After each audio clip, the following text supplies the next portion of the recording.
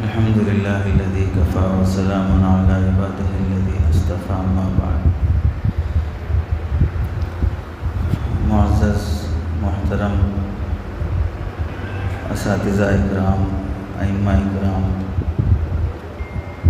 آج کی بیٹھک کا جو عنوان ہے منظم اور مؤثر مکاتب کے اصول اور آداب، اس میں دو باتیں بنیادی ہیں۔ ضمناً ایک بات بطور تمہید کے ہے اور دو بنیادی باتیں ہیں کہ مکاتب پڑھانے والے اساتذہ، مکاتب چلانے والے ذمہ داران، مکاتب کے معاونین، ان سب کے تعلیمی ذمہ داریاں کیا ہیں کہ مکتب میں تعلیم کیسے ہونا چاہیے۔ دوسرا بنیادی عنوان ہے مکتب کے انتظامات کیسے ہونے چاہیے۔ بطور تمہید کی جو بات ہے وہ یہ ہے کہ ہم کو پڑھانا سیکھنا چاہیے۔ ہم اپنے اساتذہ سے پڑھے ہیں، پڑھانا نہیں سیکھے ہیں۔ ہم نے امامت کی ہے، امامت کرنا نہیں سیکھا ہے، جس کی وجہ سے حضرت مفتی احمد خان پوری صاحب دامت برکاتہم فرماتے ہیں، آدمی کو اپنی خدمت سے محبت نہ ہو تو پھر اس میں اخلاص بھی پیدا نہیں ہوتا ہے۔ اپنی خدمت سے محبت نہ ہو تو پھر اس میں اخلاص بھی پیدا نہیں ہوتا ہے۔ امامت سے محبت نہیں ہے، امامت ایک ضرورت بن گئی ہے، تب اس میں 20 سال امامت کرنے کے بعد بھی 20 افراد بھی ہمارے تابع ہونے والے نہیں ملیں گے۔ جس دن بھی کمیٹی یا فلاں نکالنے کی بات ہوگی تو تنہا رہیں گے، کوئی ساتھ کھڑے ہونے والا نہیں رہے۔ اپنے پیشے سے محبت ہوتی ہے، اس میں مخلص ہوتا ہے، اس کے لیے قربانی دیتا ہے، مجاہدے برداشت کرتا ہے۔ تو اس لیے ہمیں اپنے پیشے سے محبت پیدا کرنے کے لیے سیکھنا ضروری ہے کہ میں جس مصروفیت میں ہوں، میں اس سے بڑی زیادہ مشغولیت کا اہل نہیں تھا اللہ کے نزدیک۔ میں جس کا اہل تھا اللہ نے مجھے وہی دیا ہے، ورنہ دیکھا جائے تو جو نعمت مجھے فی الوقت نصیب ہے میں اس سے بھی کم درجے کا اہل ہوں۔ وہ اپنے فضل سے یہ نعمت نوازا ہے۔ میں بخاری شریف پڑھا رہا ہوں کا مطلب یہ نہیں ہے کہ میں شیخ الحدیث بننے کی صلاحیت رکھتا ہوں، بلکہ اس کا فضل ہے کہ اس نے بخاری پڑھانے کا موقع دیا ہے۔ میں اگر نورانی قاعدہ پڑھاتا ہوں تو اس کا مطلب نہیں ہے کہ میں نورانی قاعدہ پڑھانے کا بھی اہل ہوں، بلکہ حقیقت میں اس کا بھی اہل نہیں ہوں۔ اس کا فضل ہے کہ وہ یہ پڑھانے کا موقع دیا۔ کتنے وہ نہیں ہیں جو اس کی خدمت سے بھی محروم ہیں۔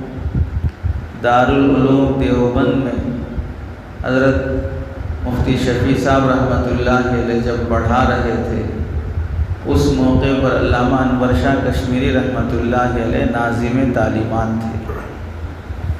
منطق کی کتاب ایک استاذ کے ذمے تھی، جن سے بچے سمجھ نہیں پا رہے تھے، شکایت پہنچی تو بدلنا پڑا۔ مفتی شفیع صاحب رحمۃ اللہ علیہ چونکہ محنتی بھی تھے، ذہین بھی تھے، اور علامہ انور شاہ کشمیری کی کتاب پہ کام بھی کر چکے تھے۔ حضرت مہدی کے عنوان پر جمع کی گئی احادیث پر تو حضرت علامہ انور شاہ کشمیری رحمۃ اللہ علیہ نے پوچھا کہ منطق پڑھانے کی ذمہ داری ہے، پڑھا لو گے؟ حضرت مفتی شفیع صاحب رحمۃ اللہ علیہ نے جواب دیا، حضرت ویسے تو نورانی قاعدہ پڑھانے کا بھی اہل نہیں ہوں، آپ کی سرپرستی رہے گی تو بخاری شریف بھی پڑھا لوں گا۔ اس میں دونوں باتیں وضاحت کرتی، میری اہلیت تو نورانی قاعدے کی بھی نہیں ہے، آپ کی سرپرستی ہے ساتھ میں، تو جو بولیں گے وہ کرنے تیار ہیں۔ اپنی ماتحتی کو بھی دکھانا اور اپنی عاجزی کو بھی دکھانا، یہ کوئی جواب نہیں ہوتا ہے اتنی تنخواہ میں اتنا ہی پڑھا سکتے ہیں، اس سے زیادہ نہیں پڑھا سکتے۔ اپنی یہ محنتیں جن محنتوں میں اللہ نے ہمیں لگایا ہے، موقع دیا ہے، یہ محنتیں مادیات سے تولی جانے والی نہیں ہیں۔ پوری دنیا سورہ فاتحہ کے برابر نہیں ہو سکتی، تو اب کیا حافظ قرآن کو اگر ایک ڈسٹرکٹ لکھ کے دے دیا جائے تو باقی لوگ ڈسٹرکٹ خالی کر کے چلے جائیں، سارا ڈسٹرکٹ حافظ صاحب کا ہو گیا ایک بار تراویح پڑھانے پر؟ تو مادیات اس کا مقابلہ نہیں کر سکتی۔ تنخواہ وہ تو تن کے لیے جتنی ضرورت ہے وہ مل ہی جاتی ہے، منخواہ وہ تو بادشاہوں کو بھی نہیں ملتی ہے۔ من جتنا چاہتا ہے وہ بادشاہوں کو بھی نہیں ملتی، تن جتنا چاہتا ہے وہ مل جاتی، اسی واسطے زندہ ہیں۔ تن کے برابر بھی نہ ہوتا تو زندہ کیسے رہتے؟ تو اس لیے سیکھنا چاہیے کہ ہم جو پڑھا رہے ہیں، چھوٹے بچوں کو پڑھانا مشکل ہے، بڑے بچوں کو پڑھانا آسان ہے۔ ہفتم ششم میں حسامی پڑھا لینا، مشکات پڑھا لینا یہ آسان ہے، بمقابل اس کے کہ ہم چھوٹے بچوں کو نورانی قاعدہ یا دینیات یا دینی تعلیم کا رسالہ یہ پڑھائیں۔ اس واسطے کہ وہاں تو سیدھے سیدھے آنا ہے، تقریر کرنا ہے اور چلے جانا، عبارت پڑھنا ہے، نہ ترجمہ کرنا ہے، نہ حل عبارت ہے، نہ مفہوم کو عبارت سے مطابق کر کے دکھانا ہے۔ وہ تو تمہاری ذمہ داری ہے، تم کر لو، تم سمجھے نہیں سمجھے میرا کیا کام۔ چھوٹے بچوں پر محنت کرنا، گھٹی میں اتارنا، ذہن میں بٹھانا یہ بہت مشکل کام ہوتا ہے۔ اسی لیے بعض لوگ کہتے ہیں کہ مکتب پڑھانا پتا مارو کام ہے، اتنا آسان نہیں ہے جتنا سمجھتے ہیں۔ جب یہ کام اہم ہے تو ہم اپنے نزدیک بھی اس کی اہمیت ہمیں رکھنا چاہیے۔ فی نفس ہی ایک معاشرے کی اصلاح کے لیے معلم کی بہت اہمیت ہوتی ہے۔ استاذ اور سکھانے والے کے بغیر کوئی معاشرہ، کوئی سماج سدھرتا نہیں ہے۔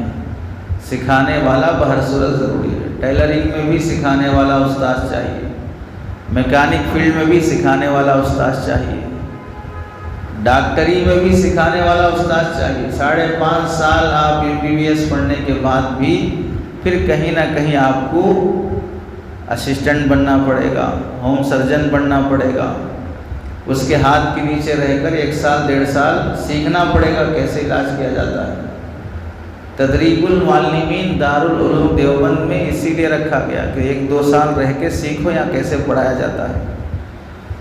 اب چونکہ ہمارے پاس عام جگہوں پر نظام نہیں ہے، یا جہاں ہے تو وہاں منظم نہیں ہے، تو پڑھانا سیکھا نہیں ہونے کی وجہ سے تجربات کرتے کرتے کرتے 10-15 سال کے بعد استاذ کو پڑھانا آتا ہے۔ جب پڑھانا آتا ہے تو اس سے پہلے کے 15 سال میں جو بچے نکلیں وہ سب تختہ مشق رہتے ہیں۔ ان میں ہوتا یہ ہے کہ کسی کی خوب پٹائی ہو گئی، وہ نکل گیا، اب تجربہ آیا زیادہ نہیں مارنا چاہیے، لیکن جس کی مار دیا وہ تو نکل گیا، ختم۔ تو تجربہ جو آیا ہے کسی کی پٹائی کے بعد آیا۔ اب کسی کو خوب ڈانٹ دیا، گالیاں دے دیا، بازاری زبان استعمال کر لیا، ماں باپ لڑنے آ گئے، ہنگامہ ہو گیا، اس کے بعد تجربہ ہے نہیں بھی اب زیادہ نہیں بولنا چاہیے، کنٹرول میں رہنا چاہیے، لیکن جس کو بول دیا وہ تو نکل گیا۔ تو تجربوں کے بعد جو سیکھتا ہے اس میں کئی طلباء کا نقصان ہو جاتا ہے۔ ہمارے اور آپ کے دوستوں میں سے کتنے وہ ہیں جو بولتے ہیں تو پڑھ لیا بھائی، اچھا میں محروم ہو گیا، وہ مول صاحب تھے نا ان کی وجہ سے نکل گیا، کیا مارتے تھے، ابھی بولیں گے بہت سارے ساتھ، تو ان کی وجہ سے کتنے محروم ہو گئے۔ فلاں صاحب تھے کتنا ظلم کرتے تھے، ٹارچر کرتے تھے، ان کی وجہ سے نکل گیا، نہیں تو میں بھی پڑھ لیتا تھا، حافظ ہو جاتا تھا، عالم بن جاتا تھا، اس طرح بولتے ہیں۔ تو اس لیے سیکھنا چاہیے، تجربات کرتے کرتے سیکھنے میں ایک مرحلہ گزر جاتا ہے جس میں ایک نسل کا نقصان ہو جاتا ہے۔ 15 سال میں تو ایک نسل بالغ ہو ہی جاتی ہے، 15 سال میں جا کے ہم کو تجربہ آیا، تب تک ایک نسل تو معلوم ہو ہی چکی ہے۔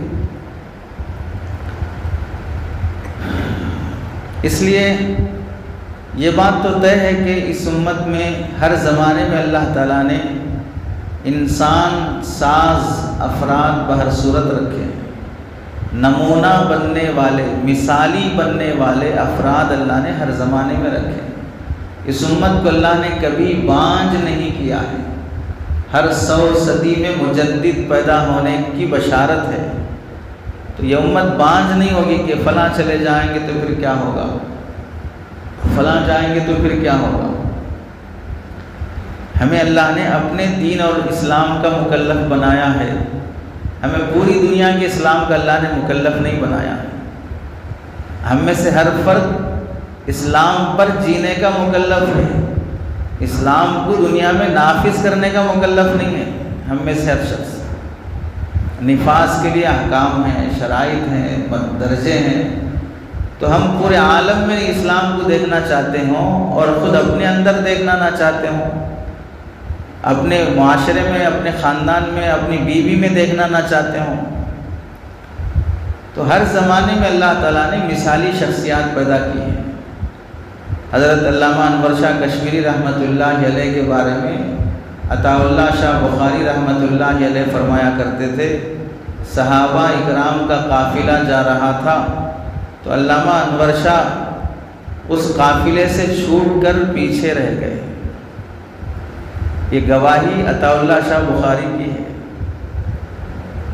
ایک انگریز علامہ انور شاہ کشمیری رحمۃ اللہ علیہ کے متعلق کہتا ہے کہ ہندوستان میں تنہا انور شاہ ایک ایسا شخص ہے کہ اگر ہندوستان کی حکومت اس کے حوالے کر دی جائے تو وہ سب سنبھال سکتا ہے۔ حضرت الیاس جی رحمۃ اللہ علیہ کے متعلق حضرت مولانا مظفر حسین صاحب رحمۃ اللہ علیہ کی صاحبزادی جو حضرت الیاس صاحب رحمۃ اللہ علیہ کی نانی ہوتی ہیں، وہ فرماتی تھی کہ مجھے الیاس سے صحابہ کی خوشبو آتی ہے۔ شیخ الہند حضرت مولانا محمود حسن صاحب دیوبندی رحمۃ اللہ علیہ فرماتے تھے جب میں الیاس کو دیکھتا ہوں تو مجھے صحابہ یاد آتے ہیں۔ اس سے بتانا کیا ہے، مثالی شخصیتیں ہر زمانے میں ہوتی ہیں جن سے اللہ کام لیتے ہیں، جس سے یہ قوم میں انقلاب پیدا کرتے ہیں۔ تو ہم میں بھی ہر شخص وہ ہونا چاہیے جو اپنے ان اسلاف کی زندگی کو دیکھ کر مثالی بننے کی، ایک رہبر بننے کی، ایک ذمہ دار بننے کی کوشش کر سکے۔ تو پہلی بات تو ہمیں پڑھانا جو سیکھنا ہے، ظاہر سی بات ہے کہ تدریس کا طریقہ، نوع تدریس، پڑھانا کیسے ہے، تو یہ نوعیت کوئی منسوخ چیز نہیں ہے۔ ایسے ہی پڑھایا جائے گا تو تدریس کا ثواب ملے گا، نہج تدریس اگر بدل جائے گا تو یہ نص کے خلاف ہے، اس واسطے اس پر ثواب نہیں ملے گا، یا یہ بدعت ہے۔ نوعیت کسی بھی کام کی منسوخ نہیں ہوتی ہے۔ تبلیغ کی نوعیت کیا ہے؟ اس زمانے میں الگ تھی، اس زمانے میں الگ ہے۔ اس زمانے میں اگر ہم چلے 4 مہینے سے روزہ گشت ملاقات فلاں کو حدیث سے ثابت کرنا چاہیں یا کوئی ثابت کرے تو وہ تحریف فی الدین کرنے والا ہے، حدیثوں کو گھڑ کر اپنی بات کو منوانے والا ہے، وہ کوئی مجتہد نہیں ہے۔ جب نوعیت منسوخ ہونا ضروری نہیں ہے، کسی بھی کام کی نوعیت وہ انتظامی ہوتی ہے، اجتہادی ہوتی ہے، وہ منسوخ نہیں ہوتی ہے۔ پھر آپ کیوں اس بات پر اڑے ہوئے ہیں کہ نہیں ہم اس سے حدیث سے ثابت کر کے دکھائیں؟ آج تک کسی نے ثابت نہیں کیا کہ ہفتوں میں مشکات پڑھانا چاہیے، حدیث سے ثابت ہے۔ دور حدیث میں بخاری شریف پڑھانا چاہیے، حدیث سے ثابت ہے۔ جب مجتہدین اور فقہا نے اپنی فقہ کی نوعیت پر اجتہاد نہیں کیا کہ یہ منسوخ طریقہ ہے اجتہاد کا، تو پھر ہم ان چیزوں میں طریقہ کار میں اصرار کیوں؟ تو نوعیت بدلتی رہتی ہے ہر زمانے کے لحاظ سے۔ تبھی تو اس چیز کو نہیں سمجھنے کی وجہ سے ہی بھئی فون سے دین کی دعوت دے سکتے نہیں دے سکتے، فون سے دین کی بات کر سکتے نہیں کر سکتے، نہیں کر سکتے، بدعت ہے فلاں ہے۔ ارے بھائی بغیر فون کے نہیں کر سکتے، تو جب تک یہ مائک نہیں تھا تو تب بھی اختلاف ہوا نا کہ مائک میں نماز پڑھانے سے نماز ہوگی کہ نہیں ہوگی۔ اگرچہ کہ تھوڑا عرصہ ہی رہا اختلاف ہو، لیکن رہا اختلاف کہ مائک سے پڑھائی جانے والی نماز جو ہے وہ اصل نماز نہیں ہے، وہ نقل ہے اور اصل کے تابع نہیں ہے، اس واسطے نماز درست نہیں ہوگی۔ صحابہ اکرام کے زمانے میں بھی نہیں تھا مائک، تو نوعیت پر اصرار نہیں رہتا۔ نوعیتیں جب بدلتی رہتی ہیں تو ہم کو سمجھنا چاہیے کہ بھی اب زمانے کی نوعیت کیا ہے، کیسے پڑھایا جانا مقبول ہوتا ہے۔ اصل میں پڑھانا ویسا نہیں ہے جیسا ہم نے پڑھا ہے، پڑھانا ویسا ہے جیسے پڑھانا چاہیے۔ ہماری غلطی کیا ہے کہ ہم یہ سمجھتے ہیں کہ ہم ویسے پڑھائیں گے جیسے ہم نے پڑھا ہے۔ ہم کیسے پڑھے ہیں؟ خوب مار کھا کے پڑھے ہیں، مرغا بن کے پڑھے ہیں، کرسی بیٹھ کے پڑھے ہیں، ناشتہ بند ہو گیا تھا ویسے پڑھے ہیں، استاذ الٹا لٹکا دیے تھے ویسے پڑھائے ہیں، اتنے چکر راؤنڈ مارے تھے پورے گراؤنڈ کا ایسے پڑھے ہیں، ہمارے رکوع کرا کے پیچھے خوب مارتے تھے، نہ دیکھ سکتے نہ دکھا سکتے تھے، ایسا پٹائی ہوتی تھی، اس واسطے ہم بھی ویسے ہی پڑھائیں گے۔ کیونکہ منسوخ طریقہ تھوڑی ہے کہ جیسے پڑھا ویسے ہی پڑھائیں گے، اجتہادی طریقہ ہے، انتظامی طریقہ ہے، جیسے پڑھانا چاہیے ویسے پڑھائیں گے۔ اب زمانے کا تقاضا بدل گیا، پہلے استاذ بیٹھ کے پڑھاتا تھا، اب سارے اسکولوں کالجوں میں دیکھو بچے بیٹھ کے استاذ کھڑے ہو کے پڑھاتا ہے۔ اب تھوڑی کوئی اس پر اعتراض کرے گا کہ بھئی یہ بے ادبی ہے، استاذ کھڑے ہو کے پڑھائے اور ہم طلباء بیٹھ کے سنیں۔ کتنی مسجدوں میں خطیب صاحب کھڑے ہو کے بیان کرتے ہو، پبلک بیٹھ کے سنتی ہے۔ اب تھوڑی غلط ہے کہ بھئی جو معلم ہے وہ کھڑے ہو کے خطبہ دے رہا ہے اور جو سننے والے نادان قسم کے سب سوتے ہوئے سن رہے ہیں، پھر بھی خطبہ ادا ہو جا رہا ہے۔ منسوخ درجے کی چیزیں نہیں ہیں، تو نوعیت بدلتی ہے تو سیکھنا چاہیے۔ چنانچہ آپ دیکھ لیں کہ دو مثالیں ہمارے سامنے موجود ہیں، ایک مثال مادیت کی اور ایک مثال دینیات کی۔ مادی مثال میں مشہور واقعہ ہے، نوکیا کمپنی جب وہ اپنی دوسری مائکروسافٹ کمپنی کو بیچ رہی تھی، جب بکنے لگی اور مائکروسافٹ کمپنی اس کو خریدنے لگی، تو اس میٹنگ میں نوکیا کا جو مینجمنٹ سنبھالنے والا شخص تھا، اس میں نے اپنے کانفرنس میں یہ جملہ کہا کہ ہم نے کچھ غلط نہیں کیا، لیکن پھر بھی ہم ہار گئے۔ بزنس کے میدان میں ہم نے کچھ غلط نہیں کیا، پھر بھی ہم ہار گئے۔ ظاہر سی بات ہے، جو لوگ نوکیا فون دیکھے ہیں، مضبوط فون ہوتا تھا اور برانڈ والا سمجھا جاتا تھا، اس کے باوجود بھی اب دنیا سے وہ ناپید ہو چکا، نام نشان مٹ گیا۔ تو وہ بیچنے والا مینیجر وہ کہنے لگا کہ ہم نے کچھ غلط نہیں کیا، لیکن پھر بھی ہم مارکیٹ میں ہار گئے۔ اس کا جملہ اتنا درد بھرا تھا کہ اس کی ساری کمپنی کے جو بھی ورکرز تھے، عملہ تھا، سب رونے لگے۔ پھر اس نے اپنے اس جملے کی وضاحت کی اور یہ کہنے لگا کہ فون کی فیلڈ میں نئے نئے طریقے اپڈیٹ ہوتے رہے، اسکرین ٹچ کے آتے رہے، کیمرہ اپڈیٹ ہوتا رہا، فلاں ہوتا رہا، ہم اسی پرانی روش پہ باقی رہے۔ یہ جو اپڈیٹ ہوتے رہے ہیں، ہم ان کے ساتھ اپنی کمپنی کو اور اپنے طریقہ کار کو اپڈیٹ نہیں کیا۔ زمانے کے مطابق نیا ورژن لانا ہم نے سیکھا نہیں ہے، اس وجہ سے ہم مارکیٹ سے ایک بڑی رقم کمانے کے قابل کیا ہوتے، ہم مارکیٹ میں زندہ رہنے کے قابل بھی نہیں رہ سکے۔ یہ وہ مادی دنیا کا ہارا ہوا شخص کہہ رہا ہے۔ اس سے کیا معلوم ہوا کہ پڑھانے کے نئے نئے طریقے جو اپڈیٹ ہو رہے ہیں، جو مقبول ہو رہے ہیں، ان طریقوں سے ہم واقف نہ ہوں، ظاہر سی بات ہے کہ وہ پرانا ورژن کوئی استعمال کرنے کے لیے تیار نہیں ہوتا۔ آج دیکھ لیجئے اینڈرائڈ موبائل اور کی پیڈ والا موبائل، ان دونوں میں عافیت کس میں ہے؟ عافیت کی پیڈ والے موبائل میں۔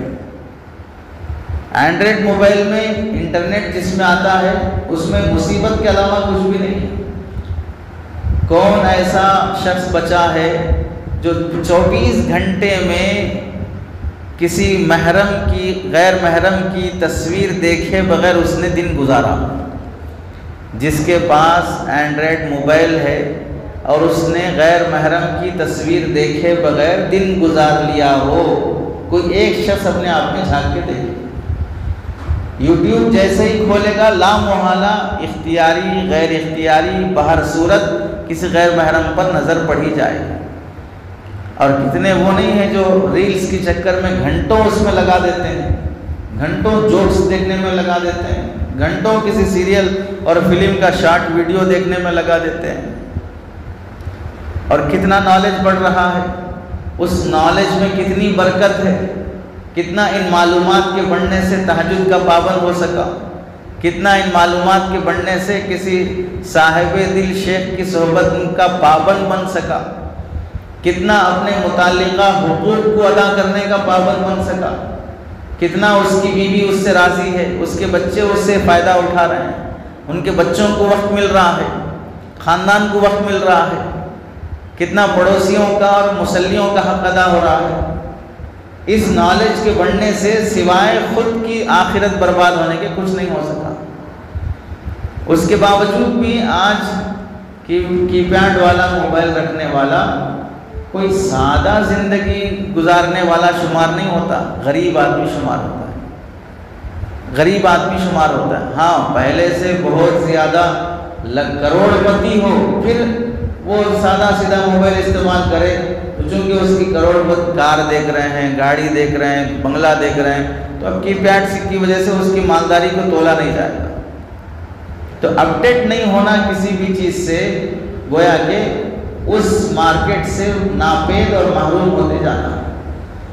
مدارس اور مکاتب کا یہی حال ہے، پڑھانے کے طریقے، پڑھانے کا نہج، انداز تدریس، یہ چیزیں جو نئے نئے اسکول اور کالجز میں آتی جا رہی ہیں، ان میں سے جو قبول کی جا سکتی ہیں اور جو قبول نہیں کی جا سکتی، اس فرق کا لحاظ کرتے ہوئے جب مدارس اور مکاتب والے اسے قبول کرنے تیار نہیں ہیں، پرانے طریقہ کار پر ہی مصر ہیں، تو اس واسطے نہ بچے مل رہے ہیں تو نہ اہل غیرت ملتے ہیں، نہ اہل ثروت ملتے ہیں۔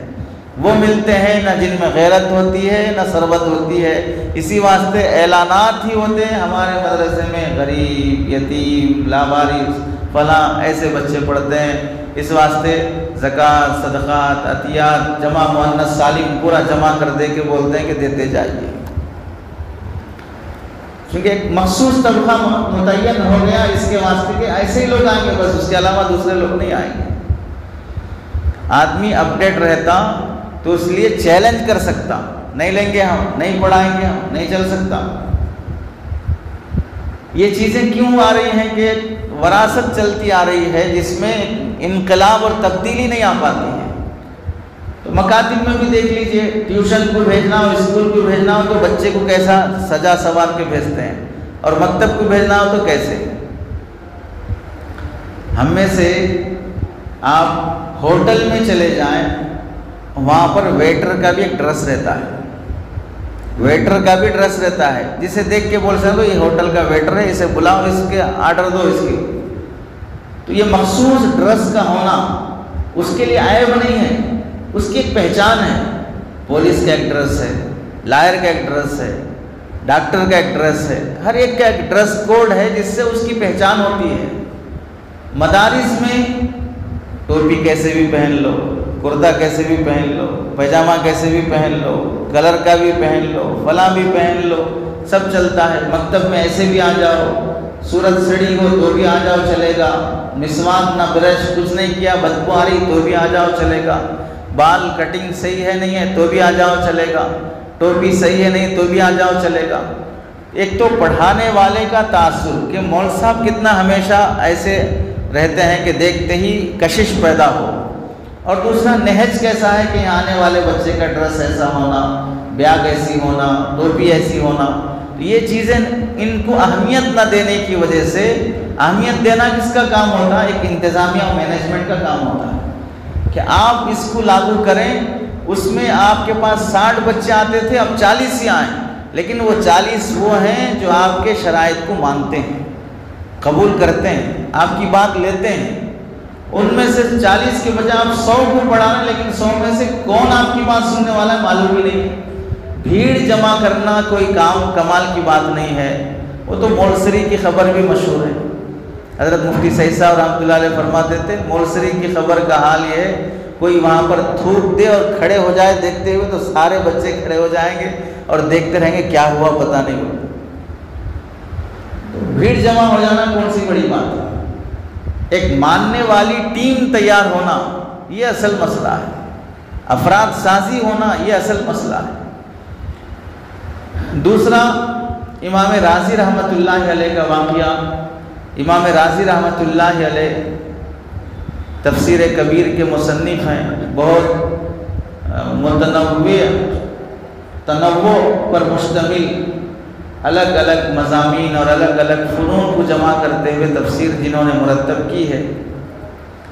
آپ کا ایک جملہ بہت مشہور ہے امام رازی رحمۃ اللہ علیہ کا، عربی اشعار میں انہوں نے کہا ہے، خلاصہ اس کا یہ ہے، ہم علم قرآن کی خاطر لمبے لمبے سفر کریں، مشقتیں اور مجاہدے برداشت کریں، راتوں کی نیند قربان کریں، پھر جا کے ہمیں تفسیر کا فن حاصل ہو، اور تم یہ چاہتے ہو کہ بیویوں کا پہلو نہ چھوڑو، رات کی نیند نہ چھوڑو، اور پھر راضی کے برابر مقام پالو۔ وہ خود ان کا جملہ ہے، راضی کے برابر مقام پالو۔ 15 منٹ درس قرآن دے کر آدمی اپنے آپ کو مفسر سمجھے، 20 منٹ حدیث کا درس دے کے آدمی اپنے آپ کو محدث سمجھے۔ ہم جہاں قرآن کے حافظ کو حافظ قرآن کہتے ہیں، محدثین حدیث کے حافظ کو بھی حافظ الحدیث کہتے ہیں، جسے 1 لاکھ حدیثیں یاد ہیں۔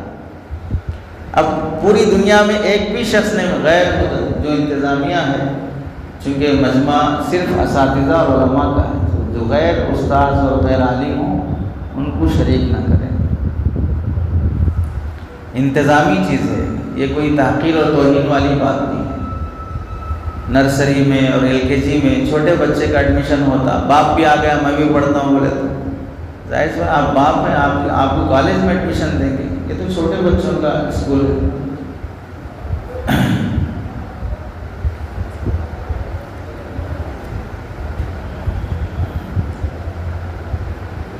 تو امام رازی رحمۃ اللہ علیہ جب مرو شہر پہنچے تو وہاں اتنا رعب اور دبدبا تھا حضرت کا کہ کوئی آپ سے بات نہیں کر سکتا تھا، شاگرد مخاطب ہونے کی ہمت نہیں کرتا۔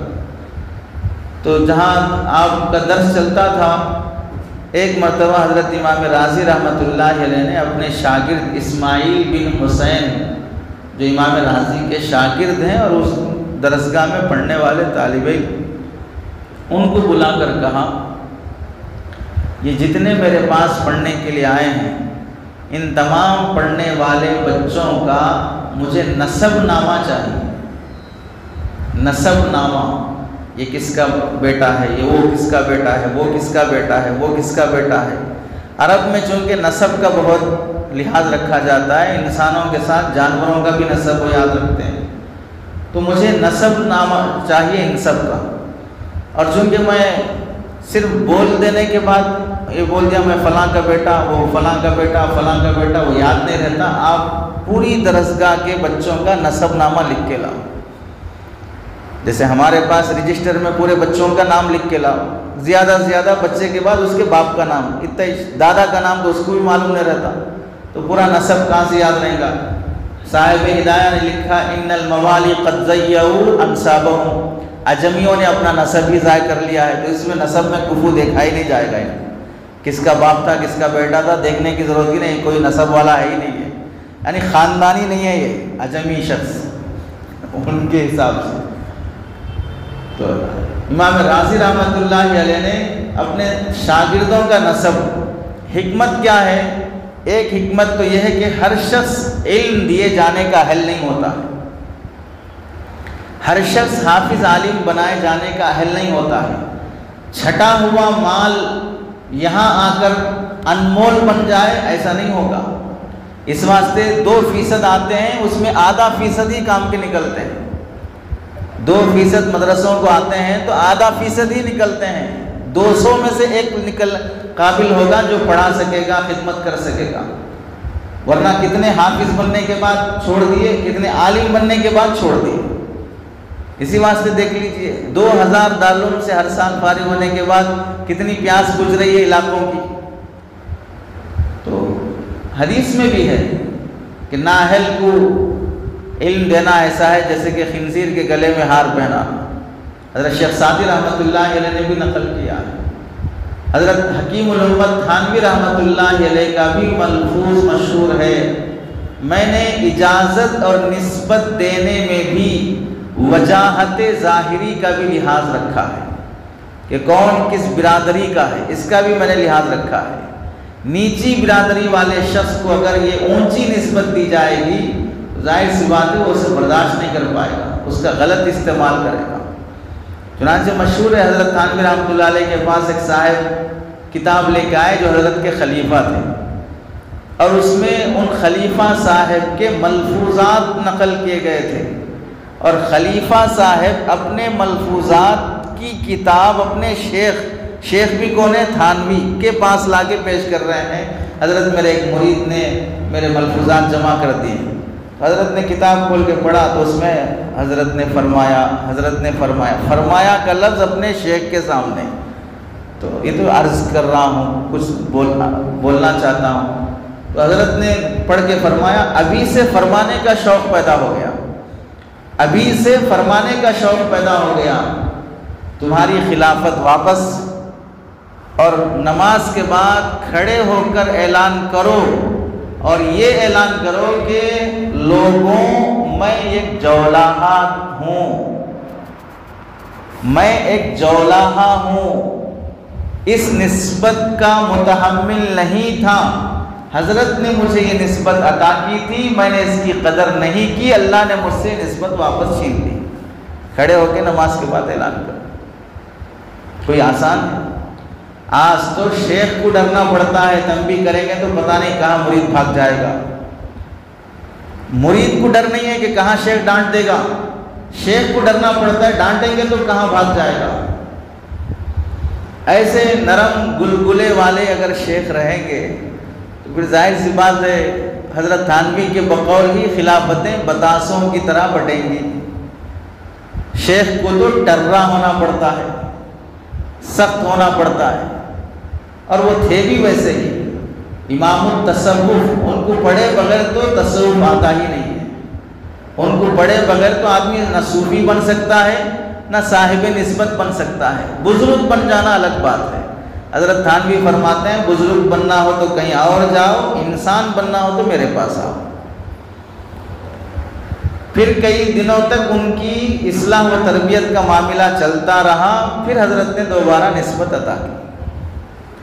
تو تربیت کے بعد آدمی نکھرتا ہے۔ تو امام رازی رحمۃ اللہ علیہ نے علم الانساب اپنے شاگردوں کا، اور دوسری وجہ یہ ہے کہ ہم جن بچوں کو پڑھا رہے ہیں ان سے ہمارا تعارف ہی نہیں ہے، میں اس سے کیا کام لوں گا؟ پھر نہ میں اس کا نام جانتا ہوں، نہ اس کا مزاج جانتا ہوں، نہ اس کے اخلاق جانتا ہوں۔ آگے پھر میری فیلڈ کے لیے، میری اس علمی وراثت کو آگے منتقل کرنے کے لیے میں اس سے واقف ہی نہیں ہوں تو اس سے کیا کام لوں گا؟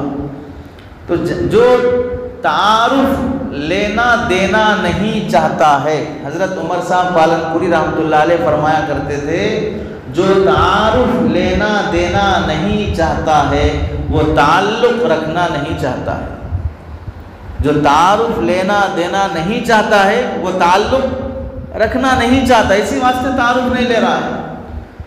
تو اب میں اپنے شاگرد سے متعارف ہی نہیں ہوں تو آگے میں اس سے کیا کام لوں گا؟ اسی وجہ سے دیکھ لیجئے، اگرچہ کہ بات ہمارے دوستوں کو غلط لگے یا نامناسب لگے، حقیقت ایسے ہی کچھ محسوس ہوتی ہے، یا ہو سکتا ہے آگے محسوس ہو جائے ان لوگوں کو جنہیں مناسب نہ لگے۔ اس لائن میں وفاداری بہت کم ہے، اس لائن میں وفاداری بہت کم ہے۔ 9 سال جس استاد سے پڑھا اس استاد سے کتنا تعلق ہے، 15 سال جس ادارے میں پڑھا اس ادارے کی کتنی خیر خواہی ہے، جن اکابر کے جوتیوں کے صدقے کچھ نسبت ملی، کچھ علم ملا، کچھ القاب ملے، حافظ بنے، عالم بنے، ان اساتذہ سے کتنا تعلق اور محبت ہے۔ کتنا ان کی خدمت میں حاضری ہے، کتنا ان کی قدر کرنا ہے، ان کے حق میں دعائیں دینا ہے، ان کی ضرورتوں کے بارے میں بے چین ہونا ہے، ان سے ملاقات کے لیے بار بار حاضر ہونا ہے، کتنا وفاداری ہے اس میں۔ تو امام رازی رحمۃ اللہ علیہ علم الانساب لکھنے کے لیے اپنے شاگرد سے کہا، تو شاگرد علم الانساب لکھ کے لائے۔ لکھنے کے 2 دن کے اندر پورے طلباء کا نسب نامہ لکھ کے لا دیے اور لکھا کتاب کی شکل میں۔ تو حضرت امام رازی جہاں بیٹھ کر درس دیتے تھے، مسند پہ بیٹھے ہیں، وہ شخص داخل ہوئے شاگرد، تو امام رازی نے کہا کہ وہیں رکو، اپنے مسند سے اٹھے، پھر آ کر سامنے جہاں شاگرد بیٹھتا ہے وہاں بیٹھے، پھر اپنے شاگرد سے کہا آ کے میری مسند پہ بیٹھو۔ تو شاگرد کی آنکھوں سے آنسو نکل گئے کہ حضرت میں آپ کے حکم پر بچوں کا نسب نامہ لکھ کے لایا ہوں، میں کوئی بڑی علمی کتاب لکھ کے نہیں لایا، اس پر میں آپ کی جگہ پہ بیٹھوں اور آپ شاگرد کی جگہ پہ بیٹھیں۔ تو امام رازی رحمۃ اللہ علیہ نے فرمایا کہ اس فن میں تم میرے استاذ ہو، میں تمہارا شاگرد ہوں۔ اس فن میں تم میرے استاذ ہو، میں تمہارا شاگرد ہوں، اس لیے استاذ اپنی جگہ بیٹھے گا، شاگرد اپنی جگہ بیٹھے گا۔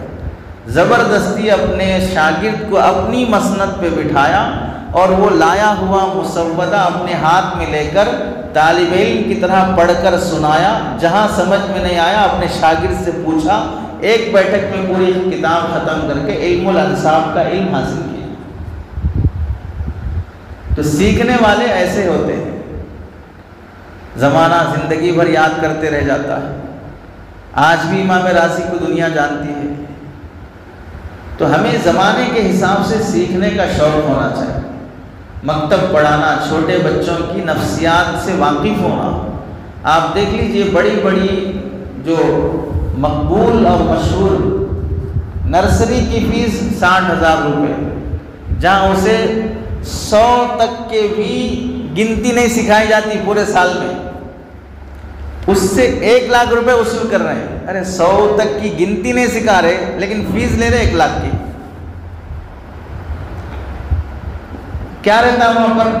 پڑھانے والی ٹیچر 5 سال 3 سال کے بچوں کو پڑھانے والی ٹیچر 50 سال 55 سال کی عمر والی ہوتی ہے، جس کے اندر صبر رہتا، تحمل رہتا، نفسیات سے واقف ہوتی، بچوں کے مزاج سے واقف ہوتی، چڑچڑے پن والی نہیں ہوتی، پی ایچ ڈی کی ہوتی ہے اپنے فن میں، ویسی بڑی ماہر خاتون کو چھوٹے بچوں کو پڑھانے کے لیے رکھتے ہیں۔ وجہ کیا ہے کہ چھوٹے بچوں کو سنبھالنا ماہر نفسیات کا کام ہوتا ہے۔ بے لگام غصے والا شخص خاندان کو نہیں سنبھال سکتا، نہ بیوی کو سنبھال سکتا، وہ بچوں کو کیا سنبھال لے گا؟ زبان بے لگام ہے، خاندان اور غصہ بے لگام ہے، جذبات بے لگام ہے، کیا کر سکتا ہے؟ بے لگام گھوڑا منزل تک نہیں لے جاتا، ہاسپٹل تک ضرور لے جائے گا، کیا کر سکتا ہے وہ شخص؟ اس لیے سیکھنا چاہیے، اور سیکھنے کے لیے آدمی یا تو پڑھے یا تو تدریب کے دروس دیکھنے کی اور جاننے کی کوشش کرے۔ حضرت مفتی تقی عثمانی صاحب دامت برکاتہم نے لکھا ہے کہ سرپرست بنانا اور بڑا بنا کر چلنے کی یہ خصوصیت ہم نے دارالعلوم دیوبند کے اساتذہ میں دیکھی۔ کوئی استاذ ایسا نہیں تھا جس کا کوئی سرپرست اور شیخ نہ ہو۔ یہی برکت تھی کہ ہم نے دارالعلوم دیوبند کے دربان کو بھی صاحب نسبت دیکھا، دارالعلوم دیوبند کے دربان کو بھی صاحب نسبت دیکھا۔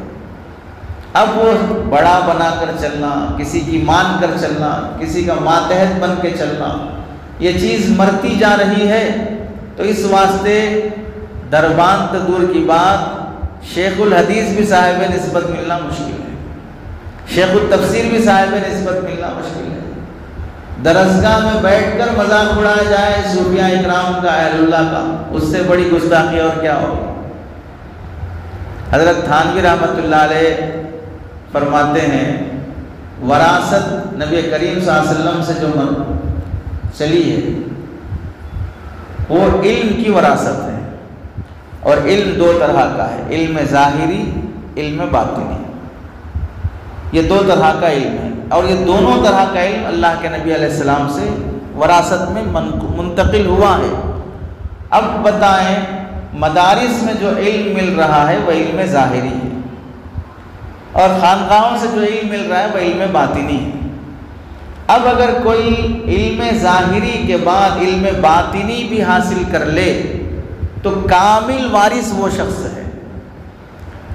اگر صرف علم ظاہری کسی کے پاس ہو تو کامل وراثت نہیں ملی ہے، ابھی آدھی وراثت ہی ملی ہے، جس کی وجہ سے علم ظاہری ملا، علم باطنی نہیں ملا، تو اس علم ظاہری کی نورانیت بھی نصیب نہیں ہوئی، تو بافیض علم نہیں بن سکا، وہ بابرکت علم نہیں بن سکا، جس سے لوگ کھچے کھچے آئیں، اس میں ہدایت ہو، اس میں نورانیت ہو، اس میں عملی نمونہ اور زندگی مثالی دکھتی ہو۔ تو جن کے پاس کامل وراثت ہے ان پر انگلیاں وہ اٹھا رہا ہے جس کے پاس ناقص وراثت ہے، یہ خود ایک غلطی ہے۔ دوسری یہ ہے کہ کامل وراثت ہو یا ناقص وراثت ہو، بہر صورت ایک ہی برادری کے ہیں، ایک بھائی دوسرے بھائی کو گالی دینا، انگلی اٹھانے کا کیا مطلب؟ تیسری بات یہ ہے، میں صبح شام 100 مرتبہ استغفار پڑھنے سے بھی محروم رہا، ان کو میں انگلیاں اٹھانے چلا ہوں جن پر بزرگوں نے اعتماد کیا ہے، جن پر بزرگوں نے اعتماد کیا ہے ان پر میں انگلیاں اٹھا رہا ہوں، جس پر مجھے خود اپنی ذات پر اعتماد حاصل نہیں۔ اس لیے کسی کی رہبری میں، کسی کی سرپرستی میں چلنے سے کام میں برکت ہوتی ہے۔ حضرت مولانا محمد حنیف عبد المجید صاحب اپنی کتاب مثالی استاذ میں لکھتے ہیں، یہ بچے جو ہمارے پاس پڑھتے ہیں امانت ہیں، اور کل قیامت کے دن جہاں مال کی امانتوں کا سوال کیا جائے گا، وہیں پر بچوں کی امانت کا بھی سوال کیا جائے گا۔ یہ بچے تمہارے پاس پڑھانے کے لیے رکھے گئے تھے، پڑھنے کے لیے چھوڑے گئے تھے، تمہیں جیسی محنت کر کے انہیں پڑھانا تھا ویسا تم نے نہیں پڑھایا، تو اس بچے کی محرومی کا بھی سوال کیا جائے گا جہاں استاد سے کوتاہی ہوتی ہے۔ چنانچہ ہم دیکھیں کہ حضرت علی میاں ندوی رحمۃ اللہ علیہ فرماتے ہیں، مکاتب کامیاب ہونے کے لیے، مدارس کامیاب ہونے کے لیے دو باتیں بہت ضروری ہیں۔ ایک بات ہے عزم کا ہونا، دوسری بات ہے نظم کا ہونا۔ عزم اور نظم جس ادارے میں ہوتے ہیں وہاں پر وہ ادارہ کامیاب ہو جاتا ہے۔ کیا عزائم ہے آپ کی؟ 30 بچے آپ کے مکتب میں پڑھتے ہیں، پڑھانے والے استاذ کا عزم کیا ہے ان بچوں سے متعلق؟ کچھ عزم ہے، ایک ٹارگٹ رکھا، یہاں تک پڑھانا ہے، اتنے دنوں میں یہ ختم کرنا ہے، ان کو یہ چیزیں سکھا دینا ہے، اور سکھانے کا نظم کیا رکھا ہے، طریقہ کار کیا ہے؟ نہ عزم ہے نہ نظم ہے، چلتی کا نام گاڑی، تو پھر ظاہر سی بات ہے کہ کہاں تک چلے گی وہ؟ جہاں تک چلے گی وہاں تک گاڑی، جہاں رک جائے وہاں اسکریپ، اب تول کے ڈالنے کے قابل ہے، بس ختم۔ تو عزم اور نظم ضروری ہے کسی بھی ادارے کے ترقی اور کامیابی کے لیے۔ اور بنیادی باتوں میں سے ایک بات یہ بھی ہے کہ مکتب کو ترجیح دینا چاہیے ٹیوشن پڑھانے کے مقابلے میں۔ ٹیوشن پڑھانے کے اصول اور آداب مستقل ہیں، صرف ایک نقصان اس کا واضح کیا جاتا ہے۔ ٹیوشن پڑھانے کا سب سے بڑا نقصان یہ ہے، شاگرد اپنے استاذ کو استاذ نہیں بلکہ اپنا نوکر سمجھتا ہے، اپنے استاذ کو استاذ نہیں بلکہ نوکر سمجھتا ہے، کیونکہ پڑھانے کے لیے وہ گیٹ پہ آ کے کھڑا ہے، پڑھنے کے لیے نہیں کھڑا ہے، پڑھنے والا تو اندر بیٹھا ہوا ہے، پڑھانے والا گیٹ پہ کھڑا ہوا آگے۔ تو شاگرد اپنے استاذ کو نوکر سمجھتا ہے، اسی واسطے کبھی کبھار دروازے کے پاس سے ہی واپس بھیجا دیا جاتا ہے، آج نہیں ہے چلے جاؤ، آج چھٹی ہے چلے جاؤ، آج نہیں پڑھے گا بچہ چلے جاؤ۔ یہ سب سے بڑا نقصان ہے۔ طالب مطلوب بن گیا، مطلوب طالب بن گیا، ضعف الطالب والمطلوب، دونوں بیکار، کچھ حاصل نہیں ہوگا۔ مکتب کو ترجیح دینا چاہیے۔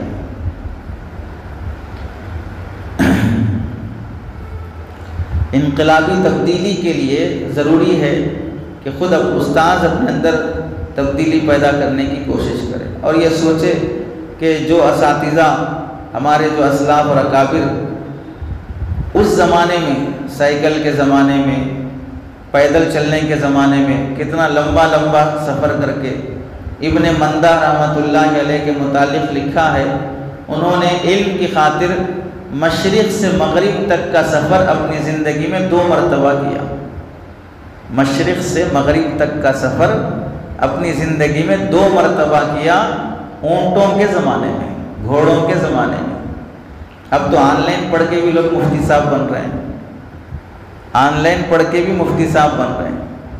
کسی کو برا لگے تو معاف کیجئے، ایسے مفتی صاحبوں کا کوئی اعتبار نہیں ہوگا جو آن لائن گھر بیٹھے مفتی صاحب بن رہے ہوں۔ رمضان سے پہلے تک مولانا آتا تھا نام پہ، رمضان کے بعد مفتی صاحب آ رہا ہے۔ ارے کہیں گئے نہیں مفتی صاحب بن گئے؟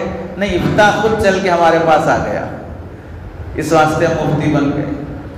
انجینئر عالم بن رہا ہے، ٹھیک ہے، وہ خود ایک شعبے کا ماہر ہے، سافٹ ویئر ہے، ہارڈ ویئر ہے، ڈاکٹر ہے، وہ خود ایک شعبے کا ماہر ہے، تو چلو اس کو عالم بنانا اس معنی کر کے اس کی فیلڈ کا بنیادی علم تو آ جائے، وہ تھوڑا تقویٰ خشیت والا تو بن جائے، اپنی میڈیکل فیلڈ میں حرام خور تو نہ بنے، اس واسطے اسے سکھایا جاتا ہے۔ ورنہ کوئی ڈاکٹر پھر مدرسے میں پڑھانے کے لیے سرٹیفکیٹ لے کے نہیں آئے گا، کوئی انجینئر مدرسے میں پڑھانے کے لیے نہیں، وہ اسے مدرس بننا ہے ہی نہیں، اور نہ اسے فتویٰ دینا ہے، نہ مسئلہ بتانا ہے، اپنی فیلڈ کے لیے ہے۔ لیکن ادھر حافظ صاحب، عالم صاحب گھر بیٹھے اگر مفتی صاحب بن رہے ہوں تو ظاہر سی بات ہے اپنی فیلڈ میں یہ چکلے لگانے والی بات ہے، آج نہیں تو کل جا کے ایسے فتوے نافذ کریں گے جس سے پوری برادری متہم ہو جائے، اور ہوتا بھی ہے، ہو بھی رہا ہے اس طرح کہ ایک مفتی صاحب کہیں گے فراغت کے بعد سے اب تک 25 سال سے دارالافتاء کا کام کر رہا ہوں، تو کتنی فتاوی کی کتابیں نظر سے نہیں گزری ہوں گی۔ اب وہ شخص ایک فتویٰ دے رہا ہے، اور ایک وہ ہے جو فارغ ہونے کے بعد سے یا تو امامت میں ہے، یا تو تجارت میں ہے، یا کسی اور فیلڈ میں ہے، اب کوئی فتویٰ ان کی طرف سے آیا تو یہ مفتی صاحب بول رہے ہیں انہوں کیا مفتی، ہم بھی مفتی ہیں۔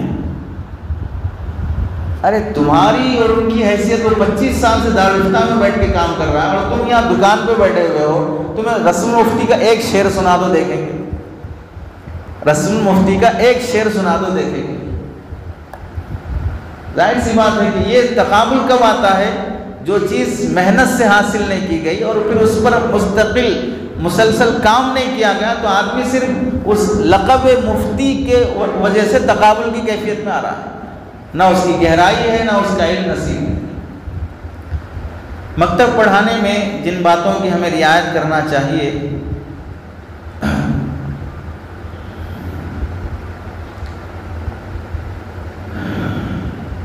پہلی چیز ہے ہر نیا سبق شروع کرنے سے پہلے یا ہر دن 5 منٹ یہ کوشش کرنا کہ بچوں میں ترغیبی بات ہو، شوق دلائیں انہیں پڑھنے کا۔ صرف یہ بولتے رہنا شوق ہی نہیں پڑھنے کا، پڑھتا ہی نہیں ہے، باتیں کرتے رہتا ہے، بھئی اس کو شوق دلایا کس نے پڑھنے کا؟ شوق پیدا کیسے ہوگا؟ وہ کھیلنے کی عمر ہے، کھیلنے کی عمر میں بچہ صبح 7 بجے نیند سے اٹھ کے آگے بیٹھ رہا ہے، ہمیں امامت نصیب ہے تو ہم مسجد میں ہیں، امامت نصیب نہ ہوتی تو ہماری بھی صبح 7 بجے ہی ہوتی۔ اب وہ چھوٹا بچہ اپنی نیند قربان کر کے 7 بجے آگے بیٹھ رہا ہے، اس کی کھیلنے کی عمر ہے، میں ذمہ دار ہو کے غفلت برت سکتا تھا، دین کی خدمتوں نے مجھے غافل ہونے سے بچا لیا اور مصلی پہ کھڑا ہونے کا موقع دے دیا، ورنہ جن کی نہیں ہے دیکھ لیں ان کی فجر کا عالم کیا ہے، ان کی عشاء کا عالم کیا ہے، ان کے عصر کا عالم کیا ہے۔ تو اس بچے کو ترغیب دلانا چاہیے پڑھنے کا، شوق دلانا۔ شوق دلانے کے جو طریقہ کار ہیں، کبھی انعام دینا، کبھی تعریف کرنا، آپ دیکھ لیں آپ کے بچوں کے ساتھ بھی ہوگا، کبھی کبھار بچہ خوش ہو کے آتا ہے آج ٹیچر نے مجھے اشتہار چھڑایا ہے، ایک قلم سے اس طرح گھیسنا کون سی بڑی بات ہے، لیکن وہ اشتہار اس کی ہتھیلی پر اور اس کے ہاتھ پر جو اس سے اتنا خوش ہو کے آتا ہے کہ بہت بڑا کارنامہ اس نے انجام دے لیا، ایک ملک فتح کر لیا جیسا فیلنگ اس کے اندر رہتی ہے۔ یہ ہمت افزائی اس مدرسوں میں پڑھانے والے اساتذہ میں کہاں تک آئی ہے؟ بھائی ہم تو ہم اثر کو برداشت نہیں کر سکتے، بچوں کو کتنا ہمیں آگے بڑھانے کا جذبہ ہونا چاہیے۔ ایسے دوسری چیز ہے کمزور بچوں کو سامنے رکھ کر پڑھانے کی کوشش کرنا۔ ہمارے پاس کیا رہتا، دارالعلوم دیوبند میں بھی پہلی جو ڈیسک رہتی ہے ان بچوں کی جن کا اوسط اچھا ہو، خیر وہ تو اصول وہاں کا الگ ہے، چونکہ وہاں عبارت پڑھنا ہے، بڑا مسئلہ ہے۔ باقی ہم اپنی اس میں ہر بچے کو اپنے پاس پڑھانے کے لیے بٹھائے ہیں، کوئی بڑا دارالعلوم تو نہیں ہے، تو کمزور بچے پیچھے بیٹھ کے کھیل لے رہے ہیں، ہم دیکھ بھی رہے ہیں، خاموش چھوڑ دیتے، جو سنانے والے ان کو پڑھا کے آگے بھجا دیتے، ماں باپ تمہارا بچہ کب دیکھو کھیلتے رہتا بیٹھ کے وہاں۔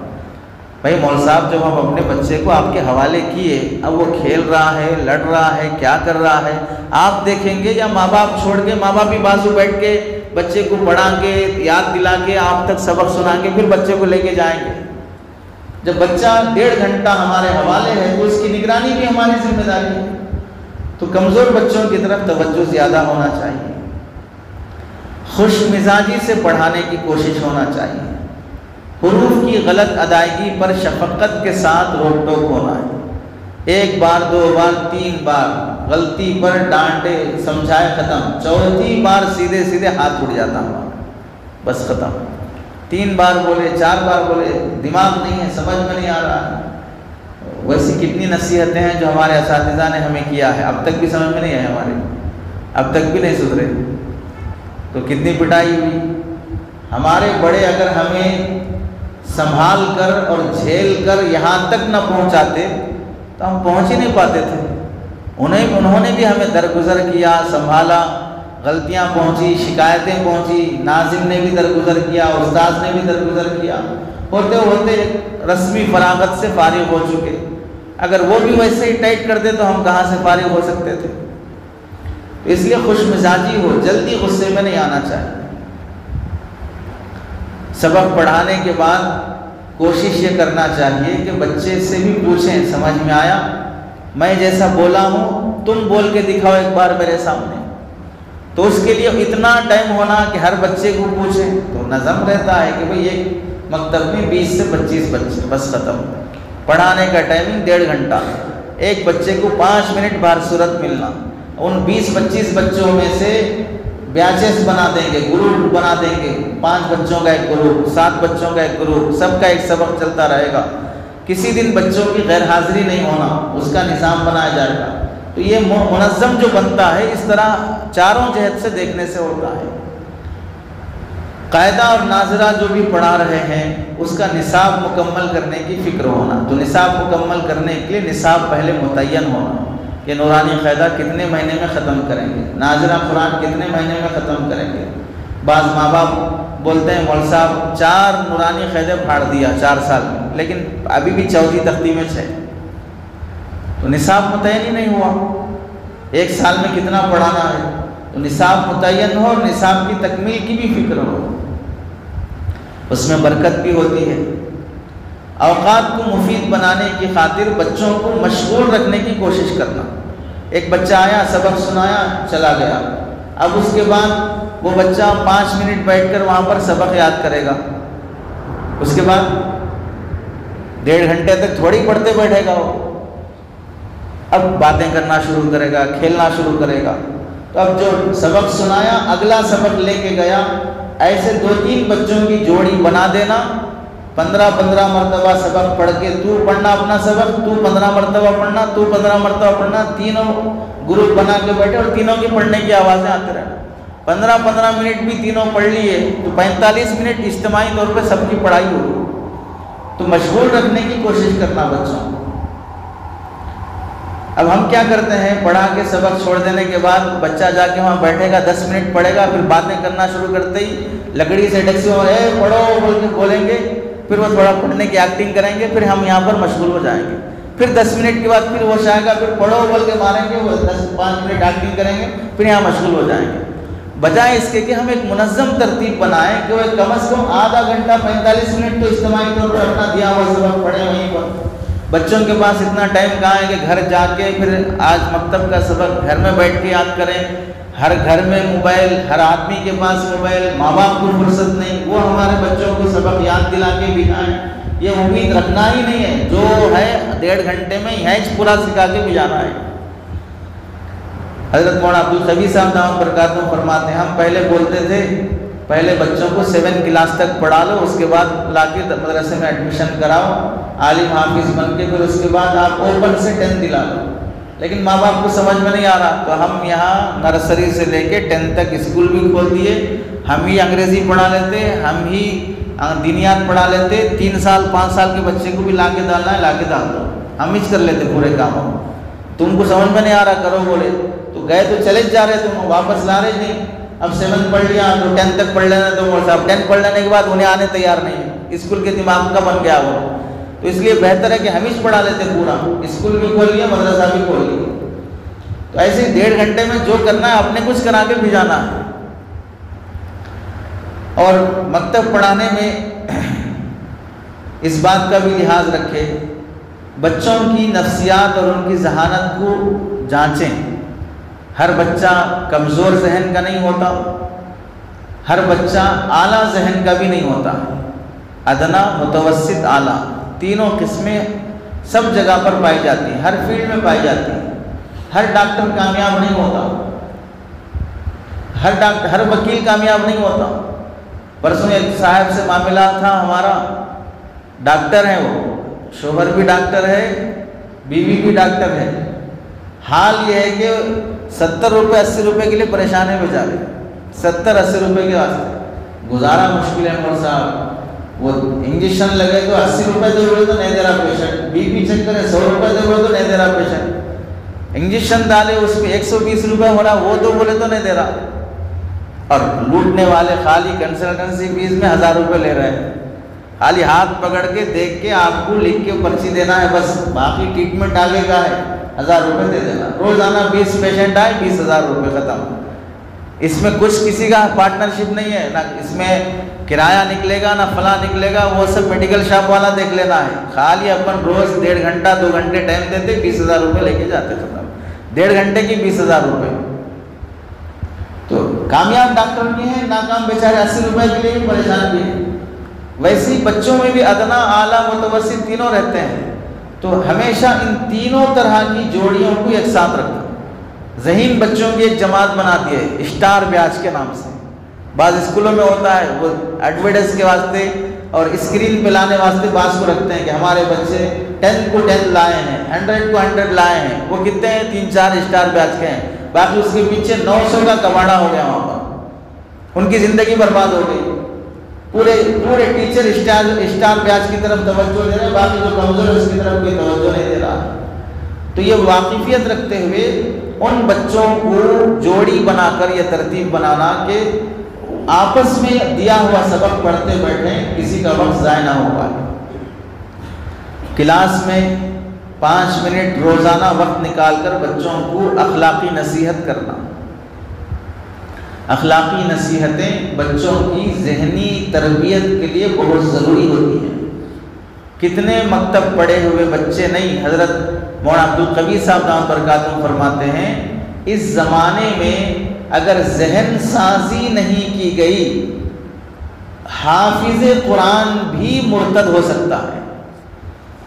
آپ الف با پڑھا کر مکتب پڑھا کر بچے کے ایمان پر مرنے کی امید چھوڑ دیں، اگر اس کی ذہن سازی نہیں کی گئی تو حافظ قرآن بن کر بھی وہ مرتد ہو جائے گا. کیونکہ حفظ عربی زبان میں کیا ہے، رٹ لیا وہ، اسے خود قرآن کی عظمت معلوم نہیں، عقیدے اور اسلام معلوم نہیں. تو اگر اس کے سامنے مادیت آ گئی تو وہ قرآن چھوڑنے بھی تیار ہے، دین چھوڑنے بھی تیار ہو جائے گا.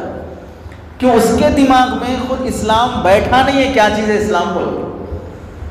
اس لیے ذہن سازی والا کام مکاتب میں بہت ضروری ہے کہ بچے ہمارے پاس 3 سال 5 سال 4 سال جتنے سال ہیں ان کے دل دماغ میں عیسائی لوگ جیسا اپنے پاس پڑھنے والے بچوں بچیوں میں بے حیائی، عیاشی، شراب نوشی، بے پردگی یہ سب کیسے رچ بس جاتی ہے.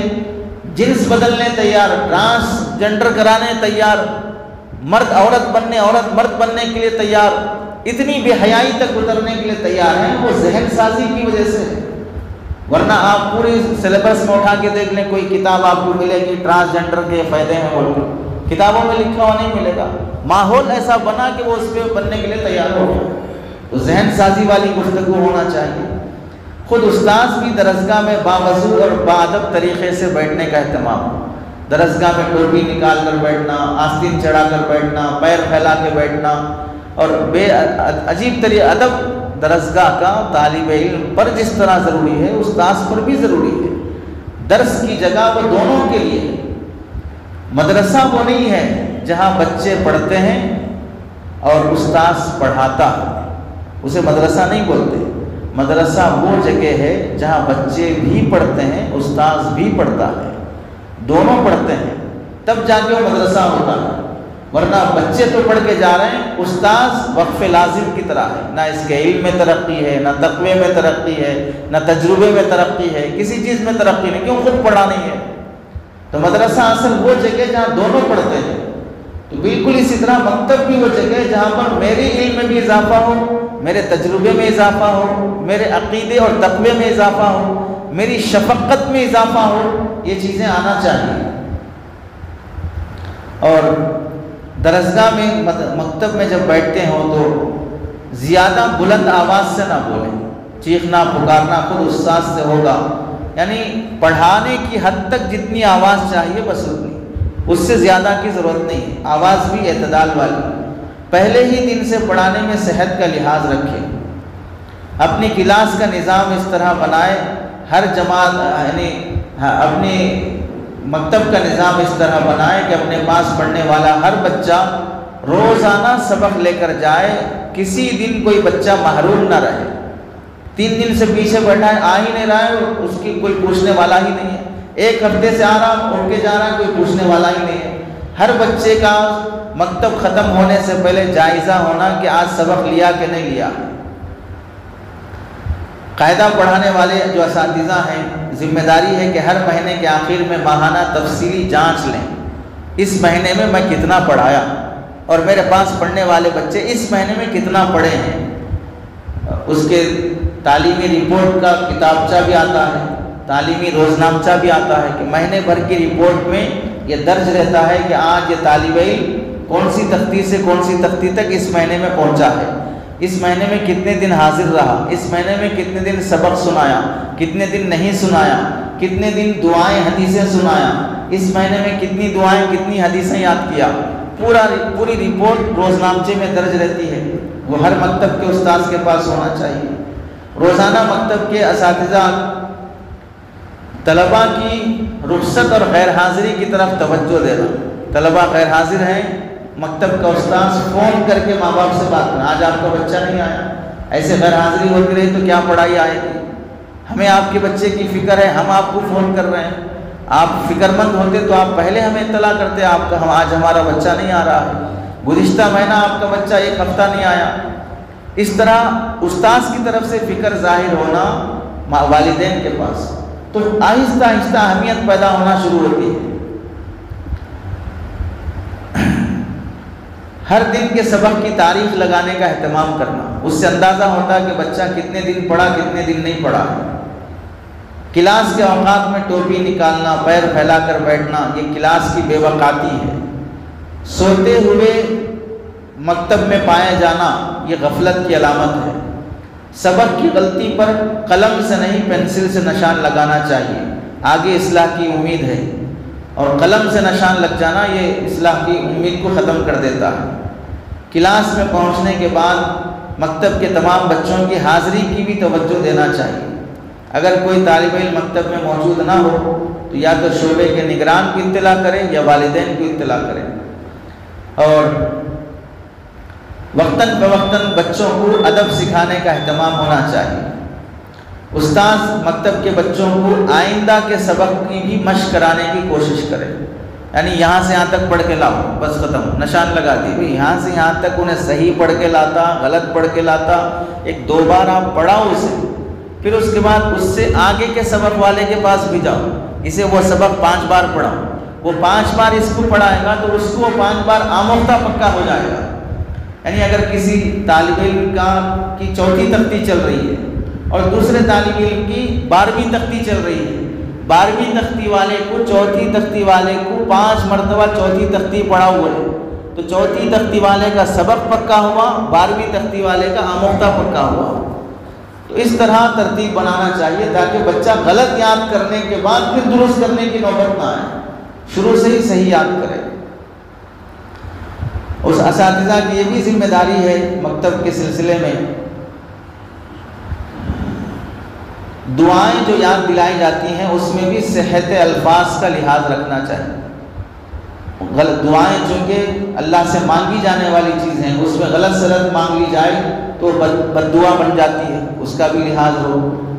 ہر وقت کی دعاؤں کا اہتمام بچوں کو یاد کرانے کے ساتھ عملاً اہتمام بھی کرانا چاہیے. مثلاً کہ مکتب میں بیٹھے سارے طلباء کو کھڑا کر دیے، آج کون کون مسجد میں داخل ہونے کی دعا پڑھ کے داخل ہوئے، ہاتھ اٹھاؤ. 3 طلباء ہاتھ اٹھائے، باقی نہیں اٹھائے، سب کو باہر بھیجو، مسجد کے باہر جاؤ، دعا پڑھ کے سیدھا پیر رکھ کے پھر اندر داخل ہو. آج مسجد کے اندر آنے کی عملی مشق ہو گئی دعا کی.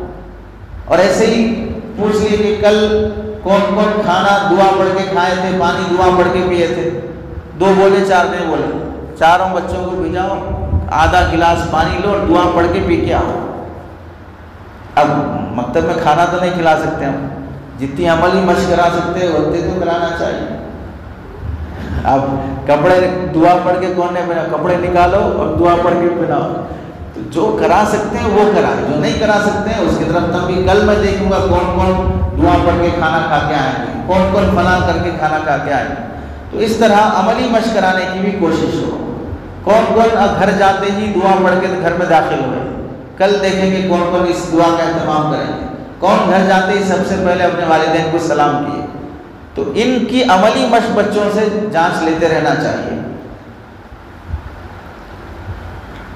تعلیم کے وقت جو مکتب کا تعلیم کا وقت ہوتا ہے اس میں ہرگز فون کا استعمال اساتذہ نہیں کرنا چاہیے. 1.5 گھنٹہ 1.25 گھنٹہ جو مکتب کا وقت طے ہو چکا ہے وہ ہماری امانت ہے، اس امانت میں ہرگز خیانت نہیں ہو. پہلے ہی 25-30 بچوں کے لیے 1 گھنٹہ 1.25 گھنٹہ کافی نہیں ہوتا. مضامین مختلف ہوتے ہیں، دعائیں بھی ہیں، حدیثیں بھی ہیں، اخلاقیات بھی ہیں اور تختی بھی یاد دلانا ہے اور ناظرہ بھی سننا ہے. 5-6 مضامین ہیں اور 1-1.25 گھنٹے میں 20-25 بچوں کو کور کرنا ہے. پھر اس میں 5-6 منٹ فون میں چلے گئے. 1-1 منٹ قیمتی سمجھ کر استعمال کرنا چاہیے. فون مکتب میں استعمال کرنا خیانت ہے. 15ویں مار پیٹ اور ڈانٹ ڈپٹ سے بہت بچنا چاہیے. مکتب کے بچے پر ہرگز ہاتھ نہیں اٹھانا چاہیے. مکتب کے بچے جو ہوتے ہیں وہ چھوٹے بچے، نابالغ بچے ہوتے ہیں. اور حضرت مفتی تقی عثمانی صاحب دامت برکاتہم نے لکھا نابالغ بچوں کو مارنے پر معافی کی امید بھی مشکل ہے، چونکہ چھوٹے بچے کے معاف کرنے کا کوئی اعتبار بھی نہیں ہے، وہ معاف کرنے کا اہل بھی نہیں ہے. تو اس واسطے چھوٹے بچوں کو ہرگز ہاتھ نہیں اٹھانا چاہیے. جب اسلام میں 7 سال کی عمر میں نماز پڑھنے کا حکم ہے، نہیں پڑھا تو مارنے کا حکم نہیں ہے. تو یہاں تختی نہیں سنائے بول کے مار دے رہے اس کو. وہاں نماز چھوڑے تو بھی مارنے کا حکم نہیں ہے. 7 سال 8 سال 9 سال تک بھی نماز چھوڑنے پر بھی مارنے کا حکم نہیں ہے. یہاں قاعدہ نہیں سنائے بول کے مار دی. تو قاعدہ زیادہ اہم ہے کہ نماز زیادہ اہم ہے؟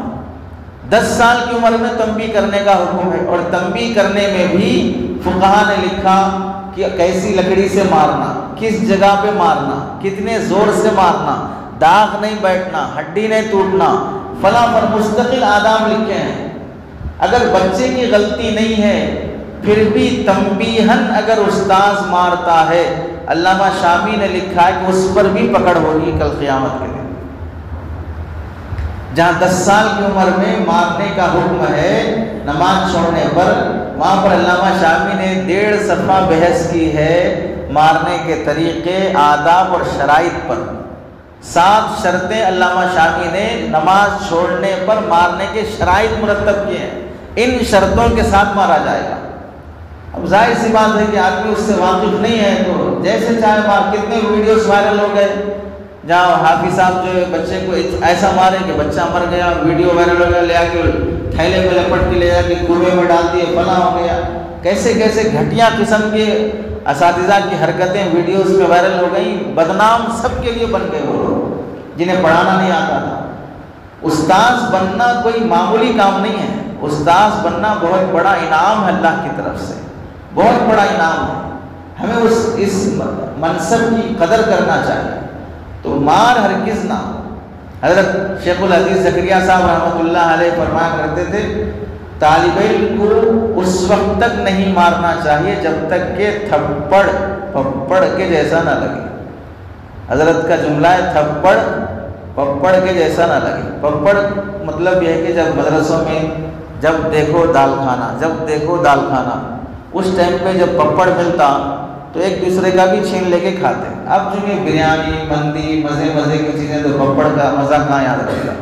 جن دنوں میں مدرسے میں رہتے تھے اچار گھی لا کے بھی سن کے کھاتے تھے، چکنا بھی نصیب نہیں ہوتا تھا، کہاں ختم ہو جاتا بول کے. وہ ٹائم پہ جو پپڑ رہتا اس پپڑ کا مزہ بول رہے. تپڑ جب پپڑ کی طرح نہ لگے تھپڑ، اس وقت تک نہیں مارنا چاہیے. حضرت علامہ انور شاہ کشمیری رحمۃ اللہ علیہ کے متعلق لکھا ہے کہ اگر وہ علامہ انور شاہ کسی پر ہاتھ اٹھا دیتے مارنے کے لیے تو بعد میں یہ مار کھانے والے شخص کی سوانح لکھی جاتی تو اس کی شان میں یہ لکھا جاتا کہ علامہ انور شاہ کا مار کھایا ہے. شان میں لکھا جاتا تھا. یعنی مارنا ایک شان بن گیا. علامہ انور شاہ کے ہاتھ کا مار کھایا ہوا ہے، یہ اس صاحب کی شان میں لکھا جاتا تھا. وہ زمانہ چلا گیا شان میں لکھا جائے. اب ماریں گے تو سیدھا پولیس اسٹیشن میں لکھا جائے گا. اس واسطے بچوں کو مارنا بھی چلڈرن رائٹس کے خلاف ہے. کیس درج ہو سکتا ہے، مدرسہ مکتب بند ہو سکتا ہے. اس لیے ہرگز مارنا نہیں چاہیے. سزا کے بعد اگر کبھی تنبیہ دینے کی نوبت آئے تو دوسرے موقع پہ شفقت سے بچے کو اپنا بنا لینا چاہیے. دوسرے موقع پہ بچہ اچھا کام کر کے آیا، اچھا پڑھ دیا، اچھا سنا دیا، استاذ اپنے ڈیسک میں مستقل چاکلیٹ بسکٹ چھوٹے چھوٹے 5 روپے 10 روپے اس طرح چلر رکھے. جب بچہ اچھا پڑھے مکتب کی آدھی تنخواہ بچوں کو انعام دینے میں چلی جائے، کوئی مسئلہ نہیں ہے. لیکن ان کا جو دل جیت لیں گے ہم، ان کے ماں باپ کو جو ہم حاصل کر لیں گے اور کامیاب ہو جائیں گے، پھر اس کے بعد اللہ تعالیٰ نوازنا شروع کر دیں. محروم ہو جانے کے بعد پھر کوئی حل ہونے والی بات نہیں. کتنے بچے ایک صاحب فون کرنے لگے، ایک مول صاحب میرے بچے کو بہت اچھا پڑھائے، اب میرا دل کر رہا ہے کہ مول صاحب کو عمرے پہ بھیجنا چاہ رہا ہوں. مکتب میں نورانی قاعدہ پڑھانے پر اللہ نے عمرے کا فیصلہ کر دیا. راستے بن جاتے ہیں لیکن امیدیں وہ باندھنا نہیں چاہیے. اپنی طرف سے آدمی زمین ہموار کرتے جائے بس. کتنے وہ کسان نہیں ہیں جو فصل کا موسم آ گیا لیکن بارش کا موسم نہیں ہے، فصل اگنے کا موسم ہے، ہل لے جاتے کھیت میں ناگر دیتے، زمین نرم کر دیتے، مصلا بچھا کے اللہ سے دعا مانگتے میری ذمہ داری تھی ہل چلا کے زمین نرم کرنا، اب آپ کی ذمہ داری بارش برسا کے فصل اگانا. دعا مانگ کے آ جاتے، اللہ بارش برسا دیتے. اپنی ذمہ داری کر دینا ہمارا کام ہے.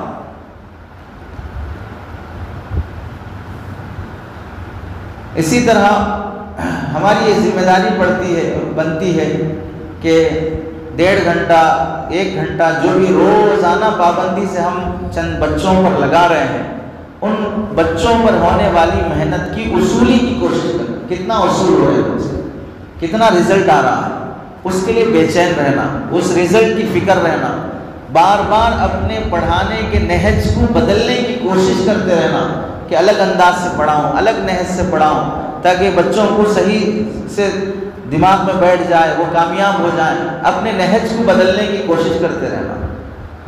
چند اجمالی ذمہ داریاں ہیں. مکتب قائم کرنے سے کے ساتھ ساتھ مشورہ کر لینا چاہیے تجربے کار لوگوں سے، فن کے اور شعبے تعلیمات کے ماہرین سے. منظم اور مؤثر مکاتب کا دورہ کرنا. ہمارے ضلع میں، ضلع سے باہر دوسرے صوبوں میں، مہاراشٹر میں گئے ہم لوگ، مکاتب کا نظام دیکھنے کے لیے، وہاں فیض عالمگیر کے نام سے مکاتب چلتے ہیں، وہاں 14,000 بچے ان کے مکاتب کے پورے برانچز میں جو پڑھتے ہیں 14,000 بچے پڑھتے ہیں۔ مکتب کا ڈریس ہے، مکتب کا نصاب ہے، مکتب کی کتابیں ہیں، مکتب کا کیلنڈر ہے۔ کیلنڈر کی خصوصیت یہ ہے جنوری سے لے کر دسمبر تک پورا کیلنڈر اس نہج پر رہے گا، آج اس مہینے میں مکتب میں چھٹی کب کب ہے، وہ کیلنڈر کی ڈیٹس میں لکھا رہتا ہے۔ اس مہینے میں بچے کا امتحان کب کب ہے، اس میں کیلنڈر میں لکھا رہتا ہے۔ اس مہینے میں پروگرام کب کب ہے مکتب کا، کیلنڈر میں لکھا رہتا ہے۔ تو ماں باپ کو پورے سال کا مکتب کا نظام کیلنڈر میں لکھا ہوا ملے گا، کسی دن آپ کو پوچھنے کی ضرورت نہیں ہے اس مہینے میں بچے کا مکتب کا سسٹم کیا ہے، پوچھنے کی ضرورت ہی نہیں ہے۔ چھٹی لینا ہے مکتب کی تو ماں باپ درخواست لکھ کے ایک دن پہلے لا کے دیں گے، تو اگلے دن بچے کی مکتب کی چھٹی ملے گی، نہیں تو نہیں ملے گی۔ بلا اجازت اگر بچہ چلا جائے تو بچے کا نام کاٹ دیا جائے گا۔ یہاں اگر ہم کاٹ دیں گے تو بچے خالی ہو جاتے ہیں، ظاہر سی بات ہے۔ ایک چیز دیکھیں نا، خالی کاٹنا دیکھیں، کاٹنے سے پہلے کا پورا نظام تھوڑی دیکھیں۔ پورا نظام منظم کرنے کے بعد ماں باپ ویسا درخواست دیتے بھی ہیں، ویسی پابندی کرتے بھی ہیں، ویسی پابندی کے ساتھ مکتب سے 3-4 سال کے عرصے میں ان کے مکتب سے 18 سے 20 بچے حافظ قرآن بنے، مکتب سے حافظ قرآن بنے۔ تو منظم ہوتے ہیں مکاتب، مؤثر بنتے ہیں۔ منظم ہی نہیں ہے تو مؤثر کہاں سے بنے گا؟ تو نظم ضروری ہے۔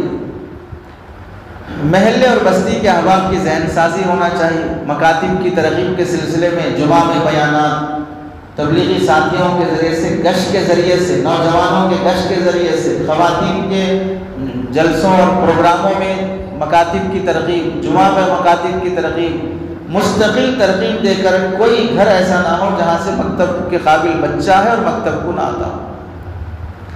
مکتب کی جگہ مسجد ہونا زیادہ بہتر رہتا ہے، نہیں ہے تو اسکول کا جو فارغ وقت ہے وہاں پر، وہاں بھی نہیں ہے تو اپنا گھر۔ بہر صورت کوئی حافظ قرآن، چاہے پورے قرآن کا حافظ ہو یا آدھے قرآن کا حافظ ہو، مکتب پڑھائے بغیر نہیں ہونا چاہیے۔ ہر جگہ پڑھانے کے لیے مکمل حافظ عالم نہیں ملتا ہے، 10-12 کا بھی حافظ ہے، اس کو بھی مکتب پڑھانا چاہیے اپنے گھر میں 10 بچوں کو لے کر۔ اس کی اپنی تجویز صحیح ہوگی، اس کا اپنا مشغلہ تجارت ہے، ویلڈر ہے، میکینک ہے، ٹیلر ہے، سب کام ہے۔ پرسوں ہم ایک جگہ سفر پہ تھے، ایک ڈاکٹر صاحب ہیں جو MBBS پڑھے، DM ہیں، سرجن ہیں، آپریشن کرتے ہیں۔ ہم ساتھ میں سفر میں تھے، کہنے لگے خرچے کے لیے پیسہ نہیں تھا، آنے میں دیر ہو گئی، معاف کیجیے، 1 بجے نکلنا تھا، 2 بجے آئے، 1 گھنٹہ دیر سے آئے۔ کہنے لگے خرچے کو پیسہ نہیں تھا، ابھی آپریشن کر کے 20,000 جیب میں ڈال لے کے آ رہا ہوں، ایک آپریشن کر کے 20,000 روپے لے کے آ رہا ہوں۔ کیا مصروفیت آپ کی مکمل شیڈول کیا ہے؟ تو کہنے لگے صبح فجر کی نماز پڑھ کے مکتب پڑھاتا ہوں، پھر گھر آ کے ناشتہ کر کے 9 بجے گھر سے نکلتا ہوں، 5 بجے تک ہاسپٹل، 5 بجے آنے کے بعد عصر مغرب میں پھر مکتب پڑھاتا ہوں۔ حافظ بھی ہے، عالم بھی ہے، ڈاکٹر بھی ہے، جمعہ کی خطابت بھی کرتا ہے، اور ادھر سرجن بھی آپریشن بھی کرتا ہے۔ تو آدمی ہونا چاہیے کہ میں خالی نہ رہوں خدمت دین سے، مدرسوں سے پڑھا ہوں، حفظ کیا ہوں، مدرسوں سے پڑھا، عالم بنا ہوں، اب اس خدمت سے ہی محروم ہو چکا ہوں۔ اور یہ ذہن ختم کر دینا چاہیے کہ پہلے پیسہ آ جائے، پیسہ کمانے کے بعد پھر فری میں دین کی خدمت کریں گے۔ کیوں صاحب فری میں کرنا کون سی بڑی عبادت ہے؟ کس نے کہا کہ دینی خدمت پر تنخواہ لینا گناہ ہے، یہ پیسہ جائز نہیں ہے؟ کس فقیہ نے کہا ہے؟ علامہ شامی رحمۃ اللہ علیہ نے تو لکھا ہے خدمت دین پر ملنے والی اجرت پر ڈبل ثواب ملتا ہے۔ اب یا وہ فقیہ ہیں یا ہم بڑے فقیہ ہیں جو ہم بولنا چاہ رہے ہیں کہ فری میں دین کی خدمت کریں گے۔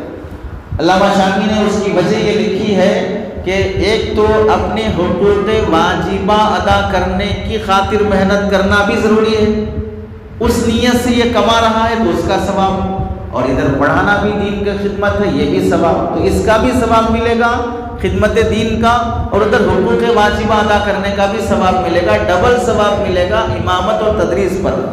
اور کیسے نادان لوگ ہیں جو یہ بیانات میں بول دیتے ہیں کہ امامت کر کے تنخواہ لینا دین فروشی ہے، فلاں۔ نااہلوں کو بتایا کس نے کہ آپ نے مسائل بتاؤ؟ آپ کا منصب تھوڑی کہ آپ مسائل بتائیں۔ ہر آدمی کا اپنا اپنا عہدہ ہے، اسے صاف کہا جائے بھائی فضائل والا فضائل بتائے، مسائل والا مسائل بتائے گا۔ آپ ہمارے شعبے میں دخل دیں گے تو مفت بھی عزت جائے گی، آدمی کی حیثیت معلوم ہو جائے گی کہ جانتا کچھ بھی نہیں ہے، مسائل بتانے چلا۔ یہ ایسے ہی ہوگا جیسے علامہ طفتازانی نے فرمایا تھا فقط صنف فی الکتاب من لا یفقہ، فقہ میں اس نے کتاب لکھی ہے جسے فقہ آتا ہی نہیں ہے، فقہ میں اس نے کتاب لکھی ہے جسے فقہ آتا ہی نہیں ہے، وہ فقہ میں کتاب لکھ رہا ہے۔ تو اس لیے مکتب بہر صورت پڑھانا، آدھا حافظ 10 پارے کا حافظ جیسا بھی ہو بہر صورت مکتب پڑھا ہے، اپنے محلے کے بچوں کو، گلی کے بچوں کو، خاندان کے بچوں کو لے کر ہی کیوں نہ صحیح۔ اور مکتب کے سلسلے میں ہر 3 مہینے 6 مہینے میں تدریب کا نظام ہونا چاہیے، 5 مکاتب 10 مکاتب 20 مکاتب کے لوگ بیٹھیں، پڑھانے والے اساتذہ بیٹھ کر آپس میں طریقہ کار پر، بھائی آپ فلاں تختی میں بچے کو کیسا رٹاتے ہیں، آپ فلاں کیسا یاد دلاتے ہیں، بچے ہمارے پاس یہ یاد نہیں کر سک رہے، آپ کا کیا تجربہ ہے۔ تدریب والی کیفیت، سیکھنے سکھانے والی کیفیت، مکاتب کے اساتذہ کے تجربات کا تبادلہ ہونے کا نظام ہونا چاہیے۔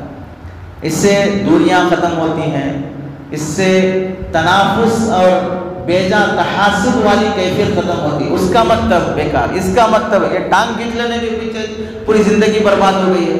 اس کے مکتب کی اچھائیاں کیا ہے، میں تھوڑا لینے کی کوشش کروں، میرے مکتب میں کیا خوبیاں تھوڑا اس کو بھی سنا دوں تاکہ دعا مل جائے۔ اس واسطے آپسی بیٹھک کی کوشش ہونا چاہیے۔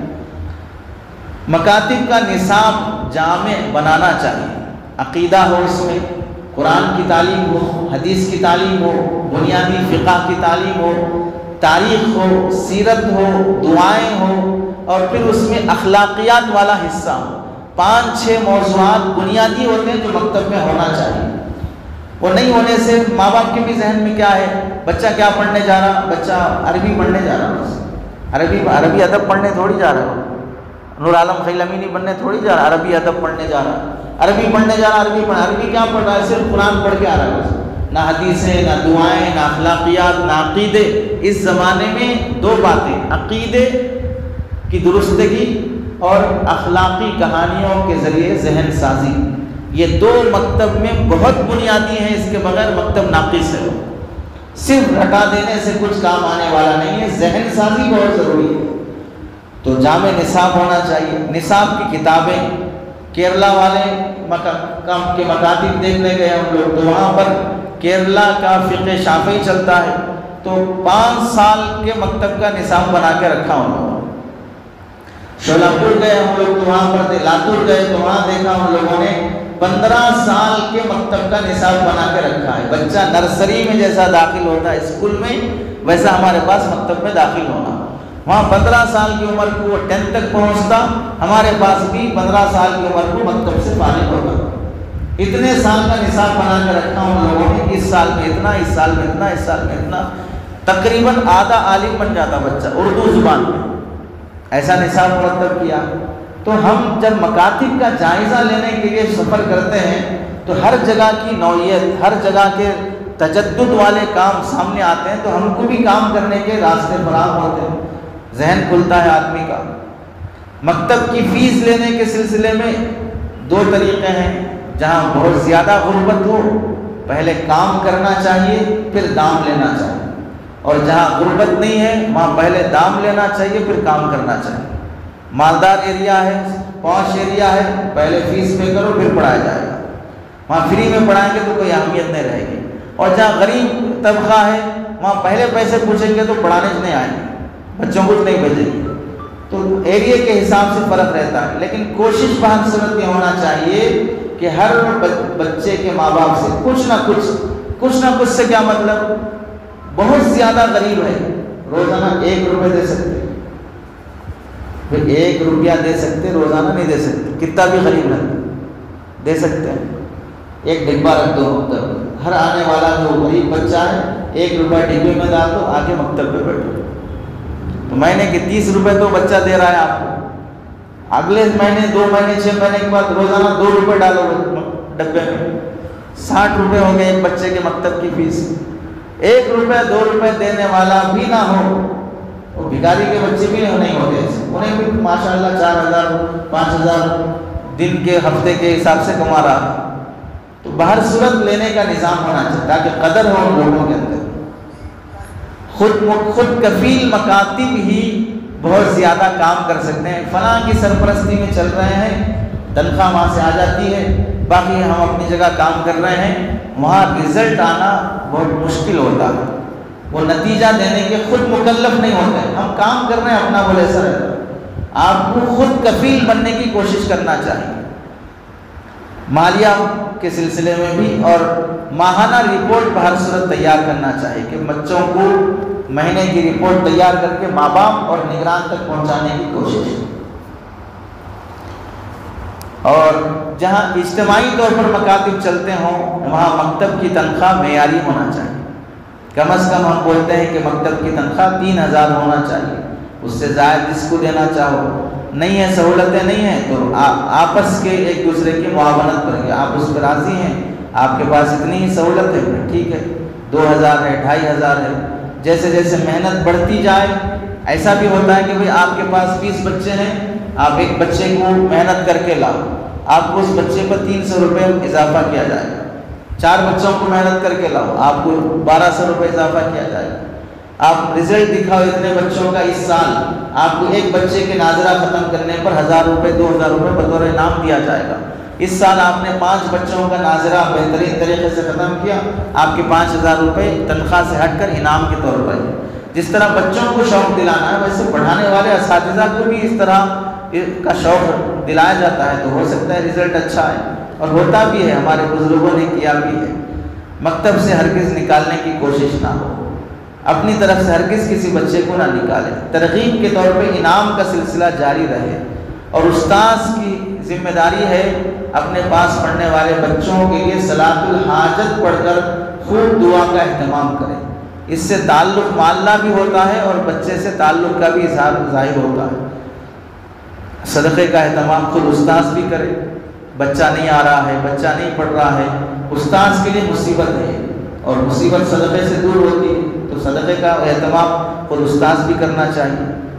اکابرین سے دعائیں کرانا چاہیے. میں مکتب پڑھاتا ہوں، میرے پاس اتنے بچے پڑھتے ہیں، آپ سے دعا کی درخواست ہے کہ میرے بچوں کی کامیابی کے لیے دعا فرما دیں. بزرگوں سے دعائیں کرانا چاہیے. سرپرستوں سے مشورہ کرنا. آپ کا بچہ 6 مہینے سے میرے پاس پڑھ رہا ہے مکتب میں، آگے نہیں بڑھ رہا ہے، پابند نہیں ہو رہا ہے، آپ ہوٹل کا کھلاتے ہیں، ٹی وی کتنا دکھاتے ہیں، رات میں کب سوتے ہیں، کتنے پروگرام اٹینڈ کرتے ہیں، آپ کون کون سی شادیاں میں جاتے ہیں، بچے میں کیوں پڑھنے کی صلاحیت جذبہ پیدا نہیں ہو رہا ہے. ماں باپ سے مشاورت ہونا چاہیے. بچوں کو اسلاف کی کہانیاں سنانا، کیسے ہمارے بزرگان دین محنت سے پڑھتے تھے. پھر اپنے طریقے تعلیم میں تبدیلی لانا چاہیے. بچوں میں مسابقہ کراتے رہنا چاہیے. ایک استاذ کے بارے میں عجیب بات آپ نے سنا ہوگا، حفظ پڑھا رہے تھے، بچہ آج سبق نہیں سنایا تو استاذ اس دن نفل روزہ رکھ لیتا. پتہ نہیں مجھ سے کیا گناہ ہو گیا کہ آج میرے پاس فلاں بچہ سبق نہیں سنایا. بچہ سبق نہیں سنانے پر استاذ روزہ رکھ رہا ہے. تو آپ بتائیے کہ میں کیسی تڑپ ہوگی اس استاذ کے اندر. تو یہ ساری چیزیں ہیں جس سے مکتب کا نظام تعلیمی مؤثر بن سکتا ہے. اللہ سے دعا ہے کہ اللہ تعالی ہم سب کو عمل کی توفیق نصیب فرمائے. آمین. وآخر دعوانا الحمدللہ.